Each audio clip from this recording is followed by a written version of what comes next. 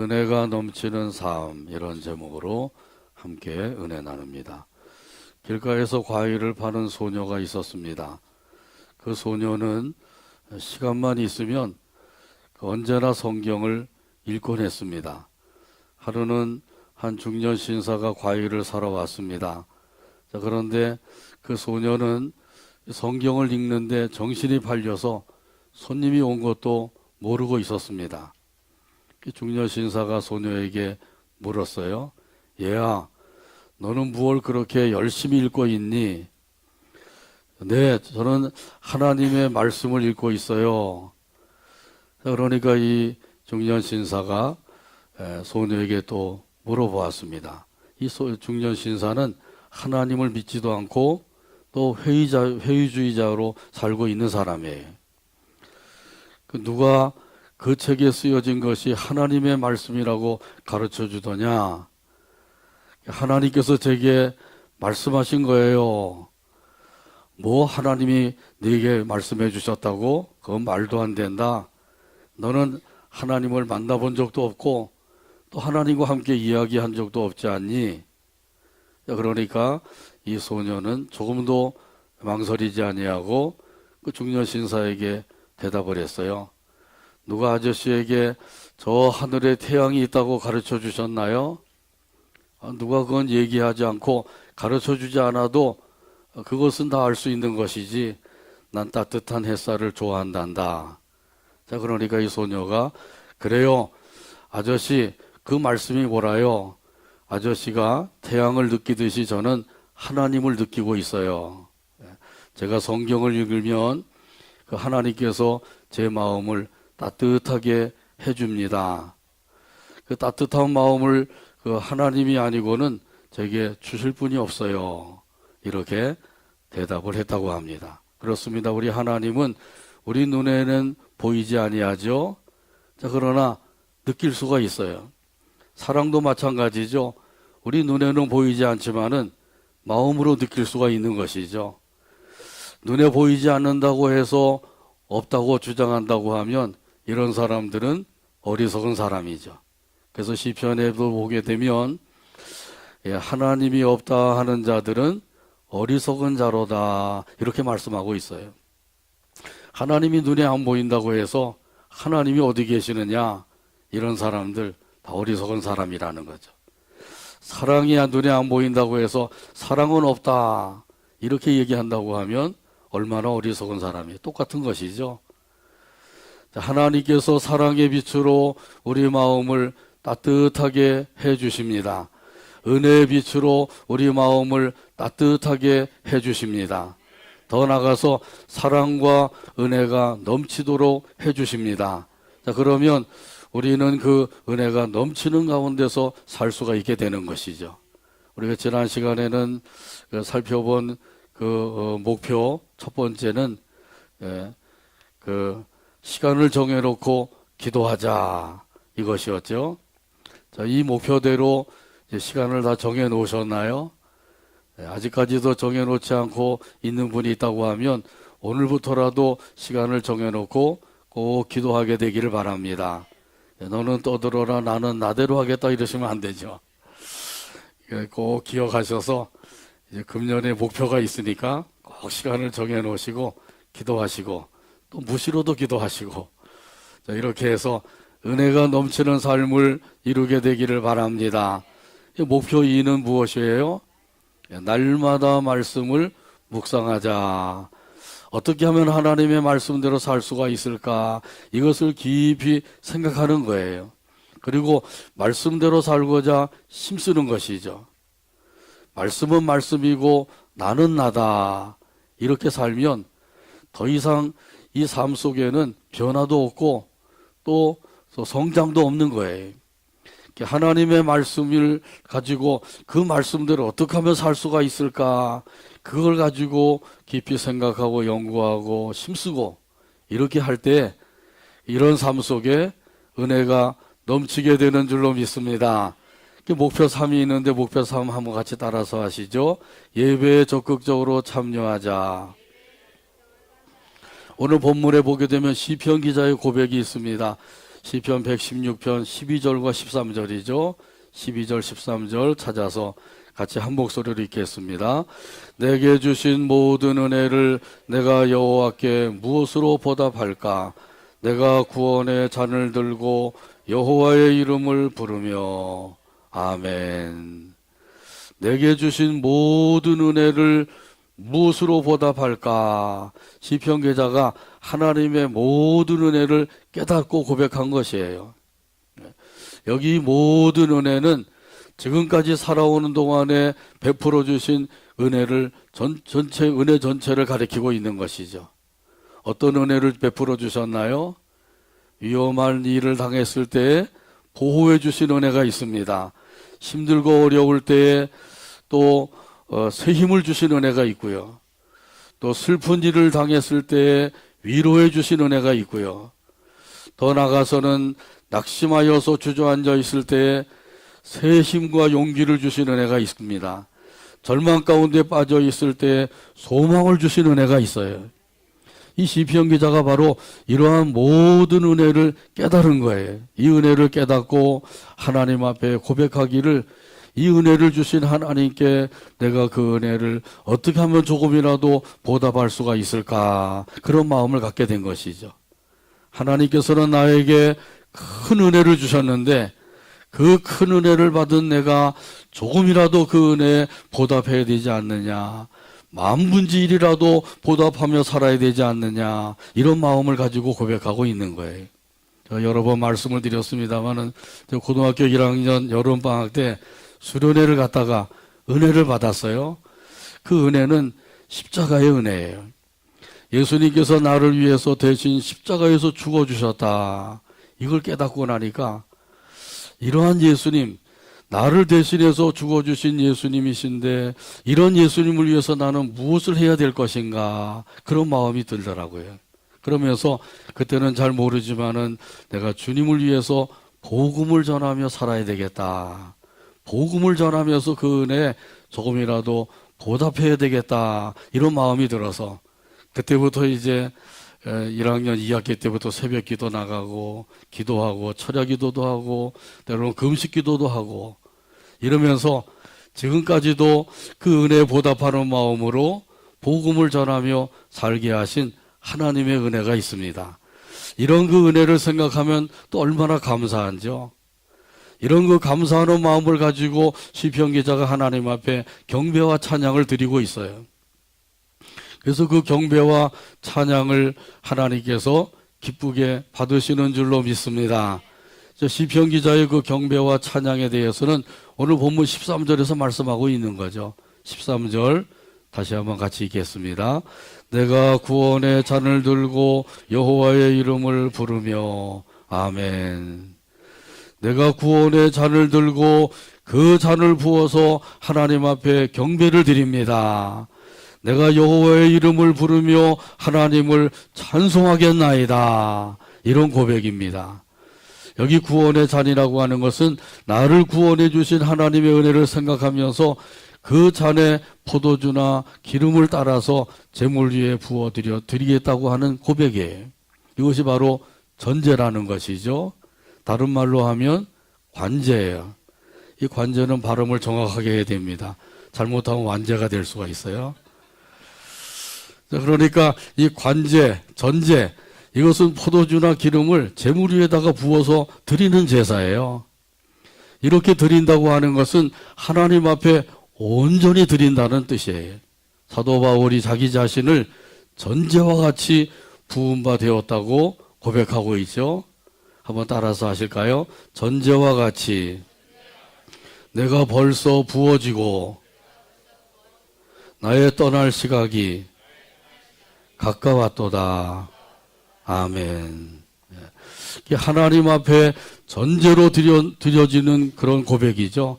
하나도 남김없이 몸과 마음을 다 하나님 앞에 드립니다. 전제로 부어드립니다. 관제로 부어드립니다. 하나님 앞에 온전히 헌신하는 그런 사도 바울의 고백이에요. 이 고백대로 사도 바울은 정말 복음을 전하면서 1차, 2차, 3차 전도여행을 떠나고 그러면서 많은 고난도 당하고 죽음의 위협도 당하고 그렇게 헐벗고 굶주리고 춥고 배고프고 이러한 일들을 얼마나 많이 당했다고 고백하고 있는지요. 그러면서도 그 복음을 황제에게 전하기 위해서 스스로 죄수의 몸이 되어서 로마옥에까지 갇혀 있었어요. 그러다가 이제 전설에 의하면 이 사도 바울이 참수형을 받았다 그러죠. 순교를 당하게 된 거예요. 이 고백대로 사도 바울은 자기 자신을 온전히 하나님 앞에 부어드리는 그런 전제, 관제를 드렸다는 것이죠. 구원의 잔을 들고 그 잔을 부어서 하나님 앞에 드리겠습니다. 이것이 바로 그런 의미예요. 구원의 은혜를 생각하면 하나님 앞에 온전히 자기 자신을 부어서 드리겠다고 하는 고백이란 말이죠. 구약시대 때는 제사이지만은 신약시대 때는 뭐예요? 예배이죠. 예배에는 두 가지가 있습니다. 공적 예배와 사적 예배예요. 공적 예배는 믿는 사람들이 모여서 하나님 앞에 찬양하고 기도하면서 또 말씀을 듣고 배우고 교제하는 이 모든 것을 가리키는 것이죠. 그래서 공적 예배에는 주일 낮 예배, 오후 예배, 수요 예배, 금요 예배, 새벽 예배, 이게 다 공적 예배예요. 그래서 이런 그 공적 예배에 우리 믿는 사람들은 참여할 의무가 있는 것입니다. 그런데 우리는 좀 특수한 사정이 되어서 참여하기 좀 어려운 시간들도 있죠. 그렇다고 할지라도 어떻게 하든지 한 번이라도 더 예배에 참여하고자 힘쓰는 것, 이것이 참으로 중요한 것이죠. 공적 예배의 특징은 무엇이냐면 모이는 겁니다. 혼자서도 하나님 앞에 예배를 드릴 수가 있죠. 그러나 이 공적 예배를 통해서 하나님 앞에 모여서 시간을 바치고 또 물질을 바치면서 예배 드리는 것, 이것을 하나님께서 더욱더 기뻐 받으시는 줄로 믿습니다. 초대교회인 예루살렘 교회는 모이기에 힘썼다 그랬어요. 사도행전 2장 46절에 보게 되면 말씀하죠. 같이 한번 따라서 합니다. 날마다 마음을 같이하여 성전에 모이기에 힘쓰고, 아멘. 날마다 마음을 같이해서 성전에 모이기를 힘썼대요. 어느 교회가 그렇다고요? 복천교회인가요? 아니죠. 예루살렘 교회. 예루살렘 교회는 이렇게 모이기에 힘썼는데 우리 복천교회는 어떤가요? 모이기에 힘쓰는 교회인가요? 예. 몇 분들은 좀 그렇다고 대답을 해주시네요. 감사합니다. 이 모이기에 힘쓰는 교회. 모이기는 힘쓰는데 또 가기도 힘쓰는 사람들이 많아요. 예배 드리기도 전에 가려고 그냥 전화도 하고 그저 끝나면 부랴부랴 가려고 하는 이런 사람들도 많은데, 이 가능하면은 좀 모여서 교제도 하고 그리고 기도도 하고 은혜도 나누고, 이것이 얼마나 귀한 것인지 몰라요. 하나님께서 이렇게 모이기에 힘써서 초대교회는 사도의 가르침을 받았다 그랬어요. 서로 교제도 하면서 기도하는 일에도 힘썼다 그러고요. 하나님을 찬양하고 또 하나님께 영광을 돌렸다 그럽니다. 모여서 이렇게 말씀을 받고 교제하고 기도하고 찬양하고 이것을 해야 되는 거죠.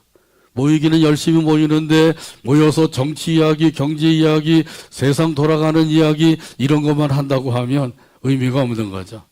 어느 한 사람을 도마위에다 올려놓고 난도질을 하는 이러한 일들도 이것은 해서는 안 되는 거죠. 오히려 그런 사람들을 위해서 중보 기도를 해야 될 줄로 믿습니다. 이렇게 초대교회인 예루살렘 교회 같이 우리 교회도 더욱더 모이기에 힘써서 모여서 하나님 앞에 찬양하고 기도하고 예배하게 되기를 주님의 이름으로 축복합니다. 히브리서 10장 25절에 보게 되면 말세의 성도들에게 주시는 권면의 말씀이 있어요. 같이 한번 따라서 하죠. 모이기를 패하는 어떤 사람들의 습관과 같이 하지 말고 오직 권하여 그날이 가까움을 볼수록 더욱 그리하자. 여기 더욱 그리하자고 하는 말씀은 더욱 모이기에 힘쓰자, 그런 말씀이죠.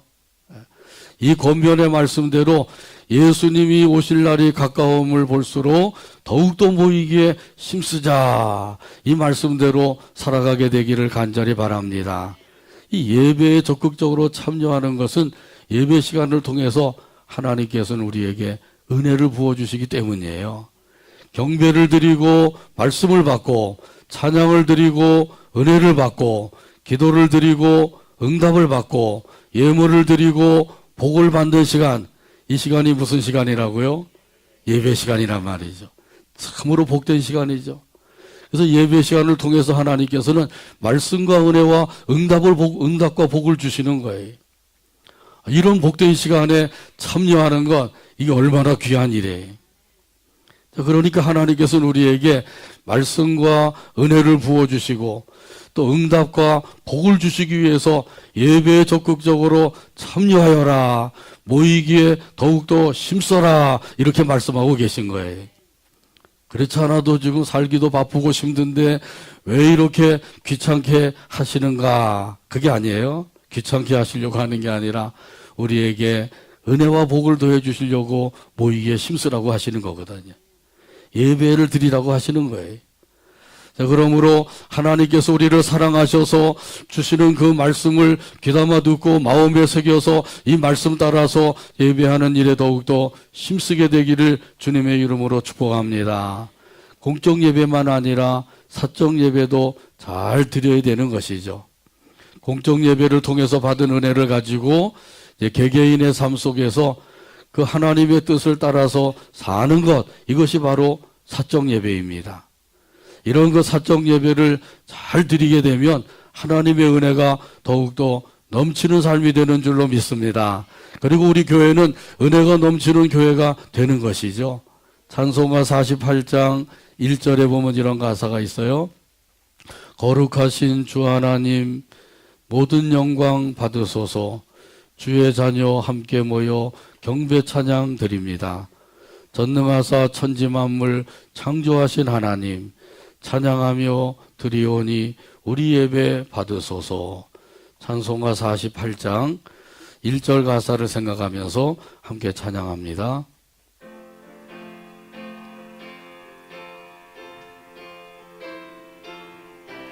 거룩하신 주 하나님, 거룩하신 주 하나님, 모든 영광 받으소서. 모든 영광 받으소서. 주의 자녀 함께 모여 주의 자녀 함께 경배 모여 찬송 드립니다. 경배 찬송 드립니다. 전능하사 천지 만물 전능하사 천지 창조하신 만물 하나님, 창조하신 하나님, 찬양하며 드리오니 찬양하며 드리오니 우리 예배 받으소서. 우리 예배 받으소서.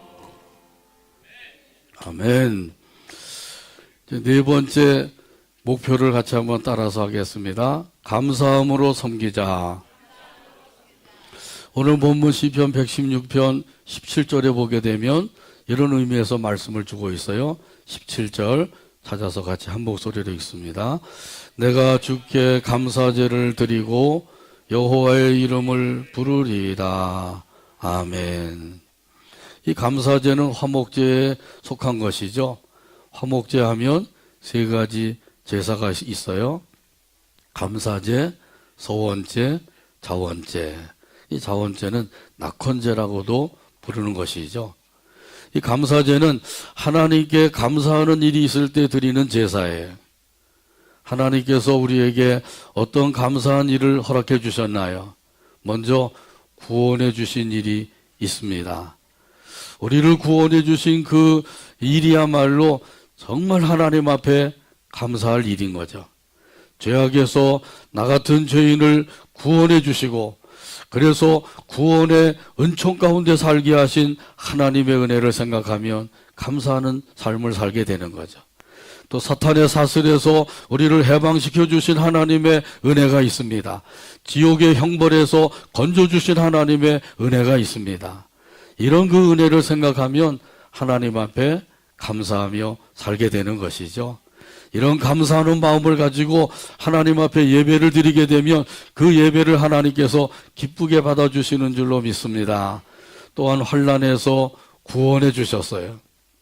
오늘 본문 16절 하반절에 보면 이런 말씀이 있습니다. 주께서 나의 결박을 푸셨나이다. 주께서 나의 결박을 푸셨나이다.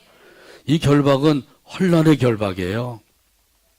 환난과 고난을 당할 때 그 환난과 고난으로 인하여서 그만 낙심하고 절망 가운데 빠져 있는 사람들이 바로 환난의 결박을 당하고 있는 것이죠. 이런 환난의 결박에서 주님께서 풀어주셨습니다. 이 풀어주심을 경험한 사람들은 이런 경험을 통해서 하나님 앞에 감사하는 마음으로 나오게 되는 것이죠. 우리 예수님을 믿는 사람들도 이 세상에 사는 동안에는 환난을 당하게 된다고 말씀하셔요. 환난을 안 당하면 좋겠죠. 그런데 이 땅에 사는 동안에는 환난이 있단 말이죠. 건강의 환난, 경제적인 환난, 사람으로 인한 환난, 또 사고로 인한 환난, 이런 환난들이 있을 수 있다는 거예요. 그런데 중요한 것은 이 모든 환난에서 건져주신 하나님이 나와 함께 하신다고 하는 사실입니다. 이런 하나님이 나와 함께 하신다고 하는 사실을 믿는다고 하면 이 믿음을 가진 사람들은 환난과 고난을 당한다고 할지라도 염려하지 않게 되죠. 낙심하지 않게 됩니다. 그런 가운데서도 나를 건져주시고 구원해 주시는 하나님을 믿음으로 바라보는 거예요.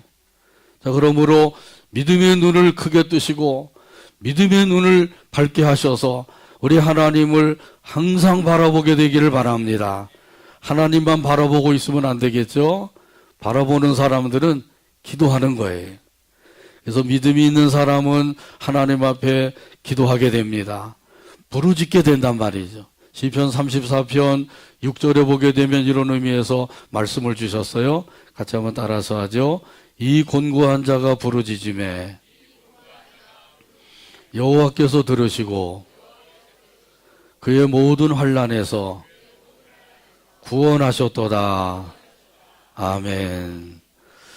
이 곤고한 자가 부르짖음에, 곤고한 일을 당했을 때 시편 기자도 하나님 앞에 부르짖어 기도했다는 거예요.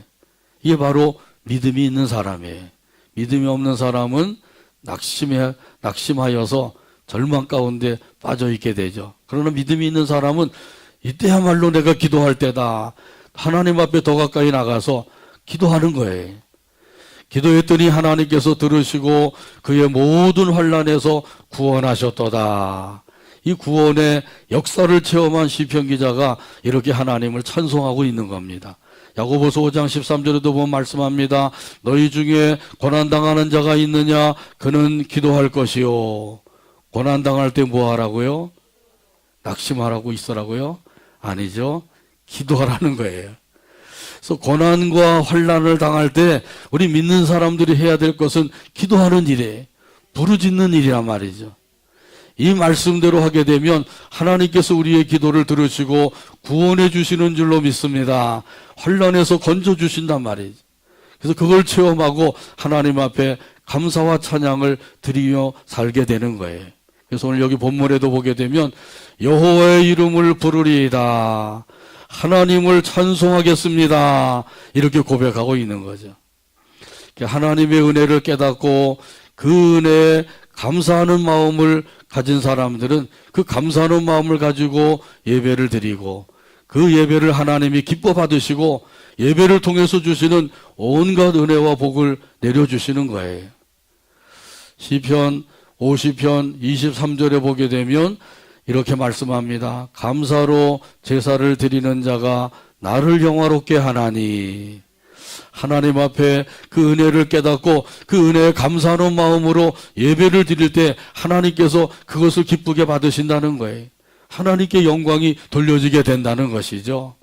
그래서 하나님 앞에 나올 때에는 다시 한번 하나님의 은혜를 되새기면서 그 은혜 안에서 감사하는 마음으로 나와야 돼요.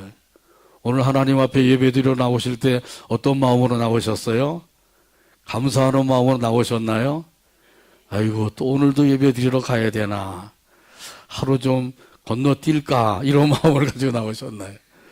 우리 하나님의 은혜를 생각하면서 우리 하나님 앞에 감사하는 마음으로 나와서 예배드리는 거, 그 하나님이 기뻐 받으시는 거예요. 구원의 은혜를 생각하고 영생을 주신 은혜를 생각하고 건져 주신 은혜를 생각하고 승리하게 하신 하나님의 은혜를 생각하면서 감사함으로 예배하게 되기를 간절히 바랍니다. 또한 이런 그 은혜를 깨닫고 그리고 그 은혜 안에서 섬기게 되면 그 섬기는 사람들은 섬기면 섬길수록 더욱더 은혜가 넘치는 삶이 되는 줄로 믿습니다. 그래서 이 감사함으로 섬기는 사람이 하나님께 영광이 돌려지고 또 하나님께서 주시는 은혜를 힘입게 되는 거예요. 근데 하나님을 섬기는 데 있어서 하나님이 원하시는 대로 섬겨야 됩니다. 제가 결혼하기 전에는 혼자서 지팡이를 짚고 활개치며 다녔거든요. 근데 한 번은 전철역이 어딘지 잘 몰라서 어떤 아저씨에게 전철역이 어디 있나요? 물어봤더니 제가 안내해 줄게요. 그러면서 제 지팡이 끝을 붙잡고 가더라고요. 아니, 저는 지팡이 손잡이를 잡고 그 사람은 지팡이 끝을 붙잡고 이게 마치 끌려가는 것 같은 거예요.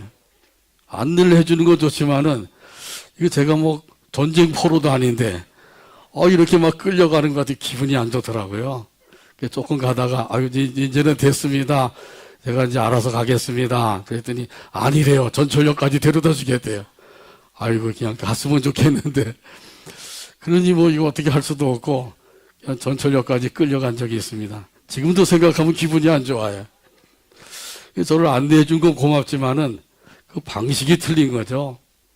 제 손을 붙잡든지 팔을 붙잡으라고 그러든지 이러고 안내를 해줘야 되는데 지팡이를 끝을 붙잡고 따라오라고 하니까 끌려가는 기분이 돼가지고 지금도 이제 생각하면 이게 좀 그때 좀 그랬다 이게 좀 안 좋은 마음이 드는데 이 방식이 다르면 하나님께서 섬기는 그 삶이라고 할지라도 하나님이 기뻐하지 아니하신다는 거죠.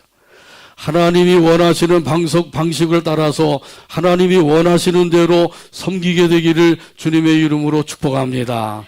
그러면 다른 게 없어요. 감사함으로 섬기면 되는 거예요. 감사함으로 섬기면 하나님께서 그 섬김을 기쁘게 받아주신단 말이죠. 그리고 감사함으로 섬기는 사람들은 기도할 때에도 감사함으로 기도하게 되는 거죠. 빌립보서 4장 6절에 있는 말씀 잘 아시잖아요.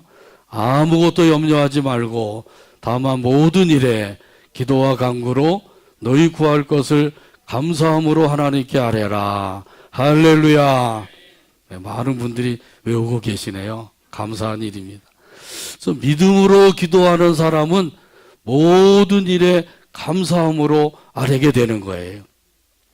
그러나 믿음으로 기도하지 아니하고 믿음이 없이 기도하는 사람들은 염려하면서 불평하면서 원망하면서 기도하게 된단 말이죠. 아무것도 염려하지 말라 그랬어요. 근데 염려가 생기는 걸 어떻게 해요? 그럴 때에는 그 염려 보따리를 하나님 앞에 가지고 나와서 하나님께 다 맡기게 되기를 바랍니다. 너희 염려를 다 주께 맡기라. 이는 그가 너희를 돌보심이라 하시니 말씀대로 하나님께 기도로 맡기는 거예요.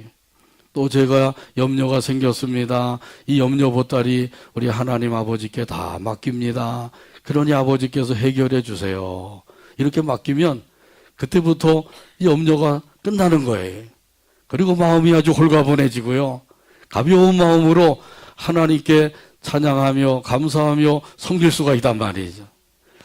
그런데 어떤 사람들은 막 불평 원망하면서 기도하는 사람도 있죠. 왜 하나님께서 나에게만 이렇게 어려움을 주십니까? 또 왜 나만 미워하십니까? 이러면서 불평하며 기도하는 사람도 있는데 이건 믿음의 기도가 아니죠. 믿음의 기도는 감사함으로 아뢰는 거예요.